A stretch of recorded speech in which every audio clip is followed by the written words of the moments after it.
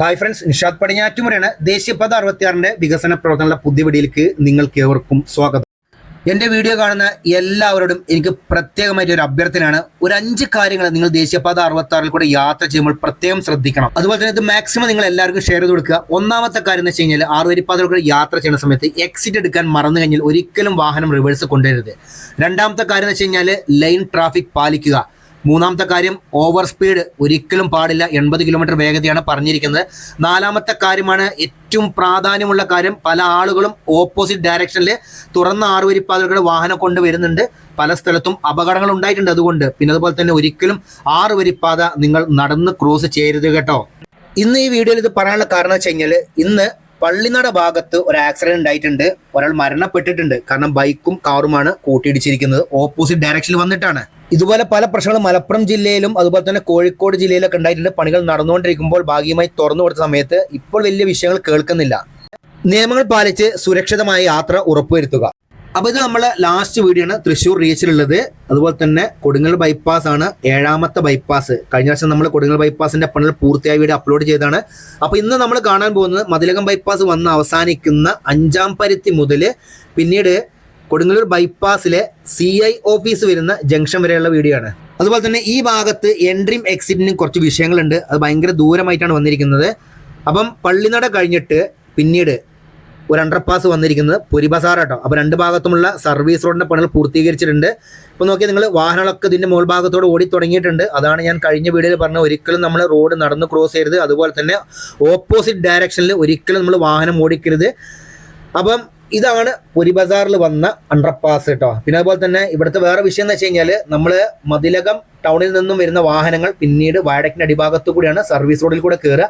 പിന്നീട് ഇവർക്ക് 6 വരിപ്പാതയിൽ കയറണം എന്നുണ്ടെങ്കിൽ എവിടെ പോയിട്ട് കയറണം എന്ന് വെച്ച് കഴിഞ്ഞാൽ ചന്തപ്പുര കഴിഞ്ഞിട്ട് പിന്നീട് CI ജംഗ്ഷൻ്റെ അവിടെയാണ് ഒരു എൻട്രി വന്നിരിക്കുന്നത്. അവിടെ വന്ന് കയറേണ്ടി വരും. അതുപോലെ തന്നെ മറുഭാഗത്തും എക്സിറ്റിനും വേറൊരു വിഷയമുണ്ട്. അതൊക്കെ ഞാൻ നിങ്ങൾക്ക് പറഞ്ഞുതരാം. അപ്പോൾ അതുപോലെ തന്നെ ഇവിടെ പണികളെല്ലാം പൂർത്തീകരിച്ചിട്ടുണ്ട്. ഈ പള്ളിനട ഭാഗത്ത് ഇനി ഒരു FOB വരാനുണ്ട്. അതിൻ്റെ വർക്കുകൾ ഉടനെ തന്നെ ആരംഭിക്കുന്നതായിരിക്കും. അതിനെല്ലാ കാര്യങ്ങളും ശരിയായിട്ടുണ്ടെന്നാണ് അറിയാൻ സാധിച്ചത്. അതുപോലെ തന്നെ നമ്മൾ പള്ളിനട കഴിഞ്ഞ് പുരി ബസാർ കഴിഞ്ഞിട്ട് പിന്നീട് ആല കഴിഞ്ഞിട്ട് വാസുദേവ വിലാസം വളവ് കിട്ടാം. അപ്പോൾ ഇവിടെയൊക്കെ പണികൾ കംപ്ലീറ്റ് ആയിട്ടുണ്ട്. ഇനി കുറച്ച് ഭാഗത്ത് ലൈൻ മാർക്കിംഗ് നടക്കാനുണ്ട്. വാഹനങ്ങൾ അങ്ങോട്ടും ഇങ്ങോട്ടൊക്കെ പോകുന്നുണ്ട്. അപ്പോൾ പ്രത്യേകം ശ്രദ്ധിച്ചിട്ട് വേണം 6 വരിപ്പാതകളൊക്കെ യാത്ര ചെയ്യാൻ വേണ്ടിയിട്ട്. എൻ്റെ എല്ലാ വീഡിയോസിലും ഞാൻ ഇതിനെക്കുറിച്ച് നിങ്ങൾക്ക് ബോധവൽക്കരണം തരുന്നതാണ്.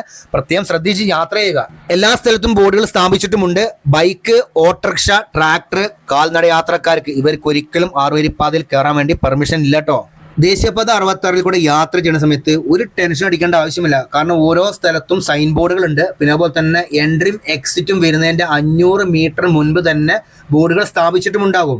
അതുപോലെ തന്നെ എൻട്രിയും എക്സിറ്റും വരുന്നതിന് തൊട്ട് മുൻപായിട്ട് തന്നെ റോഡിൽ മാർക്കിംഗ് ഉണ്ടാവും. അതുപോലെ തന്നെ റോഡിന് ക്രോസ് ആയിട്ട് യെല്ലോ സ്ട്രിപ്പ് ലൈനും ഉണ്ടാവും. അതൊക്കെ ശ്രദ്ധിച്ചു കഴിഞ്ഞാൽ നിങ്ങൾക്ക് മനസ്സിലാവുന്നത്. അതുകൊണ്ട് ഞാൻ പറയുന്നത്, ഒരിക്കലും ടെൻഷൻ അടിച്ച് നമ്മൾ 6 വരിപ്പാതയിൽ കൂടെ യാത്ര ചെയ്യേണ്ട ആവശ്യമില്ല. നിയമങ്ങൾ പാലിക്കുക. കാരണം ലൈൻ ട്രാഫിക് ആണ് മെയിനായിട്ട് 6 വരിപ്പാതയിൽ കൂടെ യാത്ര ചെയ്യുമ്പോൾ നമ്മൾ ശ്രദ്ധിക്കേണ്ട കാര്യം. ഇപ്പോൾ ഏകദേശം നമ്മൾ കണ്ണൂർ ഭാഗത്തു നിന്നൊക്കെ എറണാകുളം ഭാഗത്തേക്കും അതുപോലെ തന്നെ എറണാകുളം ഭാഗത്തു നിന്ന് കണ്ണൂർ ഭാഗത്തേക്ക് യാത്ര ചെയ്യുന്ന സമയത്ത് നമ്മളെ തൃശ്ശൂർ റീച്ചിൽ ഏകദേശം ഭാഗങ്ങളൊക്കെ പൂർത്തീകരിച്ച് ഗതാഗതത്തിന് തുറന്നു കൊടുത്തിട്ടുണ്ട്. ഇപ്പോൾ ബൈപ്പാസുകളെല്ലാം തുറന്നു കൊടുത്തിരിക്കുകയാണ്. ഇനി ആകെ ഒരു ബൈപ്പാസ് മാത്രമേ നമുക്ക് തുറന്നു കൊടുക്കാനുള്ളൂ. അപ്പോൾ ഇതാണ് ആല എന്ന് പറഞ്ഞ സ്ഥലം. ഈ ആലയിൽ നിന്ന് വലതു ഭാഗത്ത് റോഡുണ്ട് നിങ്ങൾ, അതാണ് പഴയ റോഡ്. അത് നേരെ വന്നിട്ട് പിന്നീട് വാസുദേവ വിലാസം വളവ് എന്ന് പറഞ്ഞ സ്ഥലമുണ്ട്. അവിടെ വന്നിട്ടാണ് കയറുക. അപ്പം ഇവിടെ വലിയൊരു വളവ് വരുന്നു. ആ വളവൊക്കെ നേരെ സ്ട്രെയിറ്റ് ആക്കിയിട്ടുണ്ട്. എന്തായാലും 2 ഭാഗത്തുമുള്ള സർവീസ് റോഡിന്റെ പണികൾ പൂർത്തീകരിച്ചിട്ടുണ്ട് കേട്ടോ. ഡ്രൈനേജിന്റെ വർക്കും കഴിഞ്ഞിരിക്കുന്നു. സ്ട്രീറ്റ് ലൈറ്റിന്റെ പണികൾ നടന്നിട്ടില്ല, അതുടനെ തന്നെ ആരംഭിക്കുന്നതാണ്. അതുപോലെ തന്നെ സൈഡിലൊക്കെ ഫുട്പാത്തിനായിട്ട് കട്ടകൾ പതിച്ചു തുടങ്ങിയിട്ടുണ്ട്. തൃശ്ശൂർ റീച്ചിലെ കുറിച്ച് ഒരു മോശപ്പെട്ട അഭിപ്രായം എന്ന് പറഞ്ഞു കഴിഞ്ഞാൽ സർവീസ് റോഡ് തന്നെ കേട്ടോ. കഴിഞ്ഞ പ്രാവശ്യം ഞാൻ വീഡിയോ അപ്ലോഡ് ചെയ്തതാണ്. രാത്രി കാലങ്ങളിൽ മഴയുള്ള സമയത്ത് സർവീസ് റോഡിൽ കൂടെ ബൈക്കുകാർ വരുന്ന സമയത്തും ഓട്ടോറിക്ഷക്കാർ വരുന്ന സമയത്തൊക്കെ പ്രത്യേകം ശ്രദ്ധിക്കണമെന്നാണ്. കാരണം പല സ്ഥലത്തും വെള്ളക്കെട്ടുണ്ട്. അതുപോലെ തന്നെ മഴ പെയ്യുന്ന സമയത്ത് 6 വരിപ്പാതയുടെ മുകൾ ഭാഗത്തും ഇതുപോലെ വെള്ളക്കെട്ടുണ്ട്. വേഗതയിൽ വരുന്ന വാഹനങ്ങൾ പ്രത്യേകം ശ്രദ്ധിക്കുക. ദൂരെ നിന്ന് കാണുമ്പോഴത്തേക്കും വെള്ളക്കെട്ട് കാണുമ്പോൾ നിങ്ങൾ ഒന്ന് വണ്ടി സ്ലോ ആക്കിയിട്ട് വേണം പോകണ്ട. അല്ലാണ്ട് പെട്ടെന്ന് വന്ന് വെള്ളക്കെട്ടുള്ള സ്ഥലത്ത് ബ്രേക്ക് ചവിട്ടിക്കഴിഞ്ഞാൽ അപകടം വരാൻ സാധ്യതയുണ്ട്. പല സ്ഥലത്തും അപകടങ്ങൾ ഉണ്ടായിട്ടുമുണ്ട്.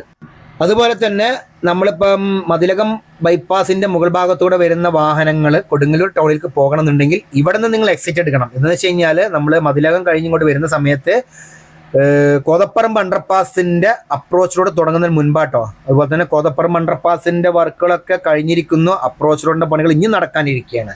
പിന്നെ ഈ കൊടുങ്ങല്ലൂർ ഭാഗത്ത് വേറൊരു സംഭവമുണ്ട്. കാരണം എന്ന് വെച്ച് കഴിഞ്ഞാൽ നമ്മളെ ദേശീയപാത 66 വികസനത്തിൽ എവിടെയും ഒരു സർവീസ് റോഡ് പാലത്തിന്റെ അടിഭാഗത്തൂടെ പോയിട്ടില്ല കേട്ടോ. അത് ഈ കൊടുങ്ങല്ലൂർ ഭാഗത്ത് മാത്രമേ ഉള്ളൂ. അപ്പൊ ഇതാണ് കോതപ്പറമ്പ് അണ്ടർപാസിന്റെ അപ്രോച്ച് റോഡിന്റെ അവിടെയുള്ള പെയിന്റിംഗ് വർക്കൊക്കെ നടന്നുകൊണ്ടിരിക്കുകയാണ്. അതുപോലെ തന്നെ സ്ട്രീറ്റ് ലൈറ്റിന്റെ പണികൾ കഴിഞ്ഞിരിക്കുന്നു. ഒരു ഭാഗത്തുള്ള വർക്കുകൾ കംപ്ലീറ്റ് ആയിട്ടുണ്ട്. ഇനി കോതപ്പറമ്പ് അണ്ടർപാസുമായി ജോയിന്റ് ചെയ്യുന്ന സ്ഥലത്താണ് വർക്ക് നടക്കാനുള്ളത്. ഈ കോതപ്പറമ്പ് അണ്ടർപാസിൽ നടന്ന് പിന്നീട് പൂർണ്ണമായിട്ടാണ് മണ്ണിട്ട് ഉയർത്തി ഈ 6 വരിപ്പാത കടന്നു പോകുന്നത്. എവിടം വരെ എന്ന് വെച്ച് കഴിഞ്ഞാൽ ചന്തപ്പുര ഫ്ലൈ ഓവറും കഴിഞ്ഞിട്ട് CI ഓഫീസിൻ്റെ ഒരു ജംഗ്ഷൻ ഉണ്ട്. ആ ജംഗ്ഷൻ്റെ അവിടെ വന്നിട്ടാണ് പിന്നീട് ഇത് നേരെ ഇറങ്ങുന്നത് കേട്ടോ. അപ്പം അത്രയും ദൂരം നമ്മളൊരു ആകാശപാത യാത്രയാണ് ഇവിടെ ചെയ്യാൻ പോകുന്നത്. അപ്പോൾ ഇവിടുന്ന് പൂർണ്ണമായിട്ട് മണ്ണിട്ട് ഉയർത്തിയിട്ടാണ് പോകുന്നത്. അതുപോലെ തന്നെ ഞാൻ നേരത്തെ പറഞ്ഞ കാര്യം നിങ്ങൾ ശ്രദ്ധിച്ചോ, ഫ്ലൈ ഓവറിൻ്റെ അടിഭാഗത്ത് കൂടെ ഒരു സർവീസ് റോഡ് കടന്നു പോകുന്നുണ്ടെന്ന് പറഞ്ഞത്. ഇവിടെ സെന്റ് തോമസ് ചർച്ച് ഉണ്ട്. ആ സെന്റ് തോമസ് ചർച്ചിന്റെ മുൻഭാഗത്തുള്ള സർവീസ് റോഡാണ് ഫ്ലൈ ഓവറിന്റെ അടിഭാഗത്തൂടെ കടന്നു പോകുന്നത് കേട്ടോ. പിന്നെ ഇവിടെയൊക്കെ വലിയ സീൻ തന്നെയായിരുന്നു. കഴിഞ്ഞ പ്രാവശ്യം മഴ പെയ്ത സമയത്ത് ഈ സ്ഥാപിച്ച മണ്ണിട്ട് ഉയർത്തിയ RE പാനലിന്റെ അതിൻ്റെ ഉള്ളിൽ കൂടെയൊക്കെ വെള്ളം പുറത്തേക്ക് ചാടുന്നുണ്ടായിരുന്നു. അപ്പോൾ ഇവിടെയൊക്കെ കൈവരികൾ സ്ഥാപിച്ച് തുടങ്ങിയിട്ടുണ്ട്. അതുപോലെ തന്നെ കർബിന്റെ വർക്ക് എന്ന് വെച്ച് കഴിഞ്ഞാൽ നമ്മൾ RE പാനലിനോട് ചേർന്നിട്ട് കർബ് വരുന്നുണ്ട്. അതിന്റെ വർക്കും നടക്കാനിരിക്കുകയാണ്. അപ്പൊ ഇവിടുന്ന് അങ്ങോട്ട് പിന്നീട് പൂർണ്ണമായിട്ട് ഒരു ആകാശപാത തന്നെയാണ്. കാരണം വെച്ച് കഴിഞ്ഞാൽ കോതപ്പുറം അണ്ടർപാസിന്റെ മുകൾ ഭാഗത്താണ് കയറി കഴിഞ്ഞാൽ പിന്നീട് നമ്മൾ നേരെ ഇറങ്ങുന്നത് എവിടെയെന്ന് വെച്ച് കഴിഞ്ഞാൽ ഞാൻ നേരത്തെ പറഞ്ഞ മാതിരി CI ഓഫീസ് ജംഗ്ഷൻ ഉണ്ട്. അവിടെ വന്നിട്ടാണ് പിന്നീട് ഇറങ്ങുന്നത്. ഇപ്പൊ അവിടെ ഒരു മാറ്റം കൂടി വരുന്നുണ്ട്. അവിടെ ഒരു അടിപ്പാത വരുന്നുണ്ട് എന്ന് പറഞ്ഞു. അപ്പൊ അവിടെ ഉള്ള എക്സിറ്റും എൻട്രിന്റെയും കാര്യം എങ്ങനെയാണെന്ന് നമ്മൾ കണ്ടറിയേണ്ടി വരും. അപ്പൊ കോതപ്പറമ്പ് മുതൽ പിന്നീട് അങ്ങോട്ട് പൂർണ്ണമായിട്ട് 2ആയി വേർതിരിച്ച മാതിരിയാണ് ഈ റോഡ് കടന്നു പോകുന്നത്. പൂർണ്ണമായിട്ട് മണ്ണിട്ട് ഉയർത്തിയിട്ടാണ്. അതുപോലെ തന്നെ ഇതൊക്കെ മണ്ണിട്ട് ഉയർത്താൻ വേണ്ടിയിട്ട് ഡ്രഗ് ചെയ്ത കുറേ മണൽ ഉപയോഗിച്ചിട്ടുണ്ട്. പിന്നെ അതുപോലെ തന്നെ ഇപ്പൊ ചെമ്മണ്ണും ഉപയോഗിക്കുന്നുണ്ട് ഈ ഭാഗത്തൊക്കെ. അപ്പൊ ഇതാണ് ഞാൻ നേരത്തെ പറഞ്ഞ ഫ്ലൈ ഓവർ കേട്ടോ. ഈ ഫ്ലൈ ഓവറിന്റെ നിർമ്മാണം വ്യത്യാസമുണ്ട്. സാധാരണ നമ്മളെല്ലാം കണ്ടിരിക്കുന്നത് പീറും പീർ കാപ്പുമാണ്. ഒറ്റ പീർ കാപ്പൊക്കെ വന്നിരിക്കുകയാണ്. ഇതങ്ങനെയല്ല, ഇത് രണ്ട് ടൈപ്പ് ആയിട്ടാണ് വന്നിരിക്കുന്നത്. അതുപോലെ തന്നെ ഈ ഭാഗം എന്ന് വെച്ചാൽ നമ്മൾ കോതപ്പറമ്പെന്ന് ചന്തപ്പുര ഭാഗത്തേക്ക് പോകുന്നത് പാലത്തിന്റെ പുറത്താണ് സർവീസ് റോഡ് വന്നിരിക്കുന്നത്. അതുപോലെ തന്നെ പിന്നീട് മറുഭാഗമാണ് പൂർണ്ണമായിട്ട് പാലത്തിന്റെ അടിഭാഗത്തൂടെ സർവീസ് റോഡ് വന്നിരിക്കുന്നത്. അപ്പൊ ചന്തപ്പുര ഭാഗത്തു നിന്ന് സർവീസ് റോഡിലൂടെ വരുന്ന വാഹനങ്ങളാണ് പിന്നീട് പാലത്തിന്റെ അടിഭാഗത്തുള്ള സർവീസ് റോഡ് കൂടെ കോതപ്പുറം വരെ പോകട്ടോ. അപ്പൊ ഈ ഇടത് ഭാഗത്തുള്ളതാണ് സെന്റ് തോമസ് ചർച്ച്. അതിന്റെ മുൻഭാഗത്തുള്ള സർവീസ് റോഡ് നിങ്ങൾ കണ്ടുകൊണ്ടിരിക്കുന്നുണ്ട്. മറുഭാഗത്തുള്ള വെച്ച് കഴിഞ്ഞാൽ പാലം കഴിഞ്ഞിട്ടാണ് പിന്നീട് സർവീസ് റോഡ് വന്നിരിക്കുന്നത്. എന്തായാലും ഇതുപോലെയുള്ള സർവീസ് റോഡ് നിങ്ങൾ എവിടെയെങ്കിലും കണ്ടിട്ടുണ്ടെങ്കിൽ കമന്റ് ബോക്സിൽ കമന്റ് ചെയ്യട്ടോ. അതുപോലെ തന്നെ ഇനി ചന്തപ്പുര ഫ്ലൈ ഓവർ ആണ്. അപ്പൊ ഇവിടെയൊക്കെ പൂർണ്ണമായിട്ട് മണ്ണിട്ട് ഉയർത്തിയിരിക്കുകയാണ്. RE പാനലിന്റെ വർക്ക് കഴിഞ്ഞിട്ട് പല സ്ഥലത്തും പല പ്രശ്നങ്ങൾ ഉണ്ടായിട്ടുണ്ട്. കാരണം മണ്ണിട്ട് ഉയർത്തിയ പ്രദേശങ്ങളിൽ മണ്ണ് ഇരുന്നിട്ട് ഇപ്പൊ ആ മണ്ണൊക്കെ മാറ്റിയിട്ട് രണ്ടാമതും പാലം നീട്ടണ വർക്കൊക്കെ പല ഭാഗത്തും നടക്കുന്നുണ്ട്. അപ്പൊ നമ്മൾ വാടാനപ്പള്ളി ബൈപ്പാസ് കണ്ടില്ലേ നിങ്ങൾ? വാടാനപ്പള്ളി ബൈപ്പാസിൽ വാടാനപ്പള്ളിയിൽ നിന്നും തൃശ്ശൂർ ഭാഗത്തേക്ക് പോകുന്ന റോഡുണ്ട്. അതിന് കുറുകിയ ഫ്ലൈ ഓവർ ഉണ്ടായിരുന്നു. അവിടെയൊക്കെ പൂർണ്ണമായിട്ട് അപ്രോച്ച് റോഡ് മണ്ണിട്ട് ഉയർത്തി വന്ന പ്രദേശമായിരുന്നു. അവിടെ മണ്ണൊക്കെ മാറ്റിയിട്ട് പാലം നീട്ടം കൂട്ടുകയാണ് ഇപ്പോൾ അവിടെ. അപ്പൊ ഇതാണ് ചന്തപ്പുര. അപ്പൊ ചന്തപ്പുര ഭാഗത്ത് വന്ന ഫ്ലൈ ഓവറിന്റെ പണികൾ കഴിഞ്ഞിരിക്കുന്നു. ഫ്ലൈ ഓവർ കഴിഞ്ഞിട്ടുള്ള അപ്രോച്ച് റോഡിന്റെ പണികൾ പൂർണ്ണമായി കഴിഞ്ഞിരിക്കുന്നു. ടാറിംഗ് വർക്കും കഴിഞ്ഞിട്ടുണ്ട്, ലൈൻ മാർക്കിംഗ് കഴിഞ്ഞിരിക്കുന്നു, എൻട്രിയും എക്സിറ്റ് ഒക്കെ മാർക്ക് ചെയ്തിട്ടുമുണ്ട്. അപ്പൊ ചന്തപ്പുര കഴിഞ്ഞിട്ട് പിന്നീട് നമ്മുടെ കോട്ടപ്പുറം പാലം ഉണ്ട്. കോട്ടപ്പുറം പാലം വരെ പൂർണ്ണമായിട്ട് വർക്കുകൾ കഴിഞ്ഞിട്ടുണ്ട്. അതിന്റെ വീഡിയോ നമ്മൾ ഇതിനു മുൻപ് അപ്ലോഡ് ചെയ്തതാണ്. അതുകൊണ്ടാണ് ഇപ്രാവശ്യം നമ്മൾ ഉൾപ്പെടുത്താത്തത്. അപ്പൊ ഇതാണ് കൊടുങ്ങല്ലൂർ ടൗണിലേക്ക് ഇവിടുന്ന് ലെഫ്റ്റിലേക്കാണ് പോകണം. അതുപോലെ തന്നെ ഇതാണ് ചന്തപ്പുര ഫ്ലൈ ഓവർ ഇട്ടാ. നോക്കിയാൽ നിങ്ങൾ മറുഭാഗം പൂർണ്ണമായിട്ട് ലൈൻ മാർക്കിംഗ് കഴിഞ്ഞിരിക്കുന്നു. ദേശീയപാത 66 വികസനം നല്ല രീതിയിൽ തന്നെ നമ്മുടെ കേരളത്തിൽ നടന്നുകൊണ്ടിരിക്കുന്നു കേട്ടോ. അപ്പോഴാണ് നമ്മളെ കൂരാട് മണ്ണിടിച്ചിൽ സംഭവിച്ചതും അതുപോലെ തന്നെ കോഴിക്കോട് കണ്ണൂക്കര ഭാഗത്തൊക്കെ സോയിൽ നെയിലിംഗ് ചെയ്തത് മണ്ണിടിഞ്ഞു പോയതും അതുപോലെ തന്നെ വടകര പ്രശ്നങ്ങൾ. അപ്പൊ ഇതൊക്കെ കൂടി വന്ന സമയത്താണ് ഇതുപോലെ മണ്ണിട്ട് ഉയർത്തിപ്പോയ പല സ്ഥലങ്ങളുണ്ട്. അത് കാണുന്ന സമയത്ത് ജനങ്ങൾക്ക് ഭയങ്കര ഭീതിയായത്. കാരണം ഇതറ്റം മണ്ണ് ഇരുന്ന് കഴിഞ്ഞാലോ എന്ന് ആലോചിച്ചു. കാരണം കൂരിയാട് ഇതേമാതിരി വിഷയം ഉണ്ടായതാണ്. പണികൾ പൂർത്തിയാക്കിയതായിരുന്നു. RE ബ്ലോക്കൊക്കെ ഉപയോഗിച്ചിട്ട് മണ്ണിട്ട് പൊന്തിച്ചതായിരുന്നു. പണികൾ അവസാന ഘട്ടത്തിലായിരുന്നു. ആ സമയത്താണ് അവിടെ മണ്ണ് ഇരുന്നിട്ട് ഒരു ഭാഗം പൂർണ്ണമായിട്ടാണ് താഴ്ന്നു പോയത്. ആ സമയത്ത് വാഹനങ്ങൾ അതിൽ കൂടെ പോകുന്നുണ്ട്. ഭാഗ്യം കൊണ്ട് മാത്രമാണ് ആ വാഹനത്തിലുള്ള ആളുകൾ രക്ഷപ്പെട്ടത്. ഇപ്പൊ പല സ്ഥലത്തും ഇതുപോലെ മണ്ണിട്ട് ഉയർത്തിയ പ്രദേശങ്ങളിൽ വളരെയധികം മാറ്റം വരുന്നുണ്ടോ.